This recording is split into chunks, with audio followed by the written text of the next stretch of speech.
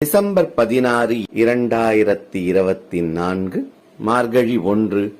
ரிஷபத்தில் குரு பகவான் வக்ரமாக, கடகத்தில் செவ்வாய் பகவான் நீச்சம் பெற்று, கன்னியில் கேது பகவான், விருச்சிகத்தில் புத பகவான், தனுசில் சூரிய பகவான், மகரத்தில் சுக்கிர பகவான், கும்பத்தில் சனி பகவான் ஆட்சி பலம் பெற்று, மீனத்தில் ராகு பகவான் சஞ்சரிக்கின்றனர். டிசம்பர் 30, 2024 மார்கழி மாதம் 15ஆம் நாள் சுக்கிர பகவான் மகர ராசியில் இருந்து கும்ப ராசிக்கு பிரவேசமாகிறார்.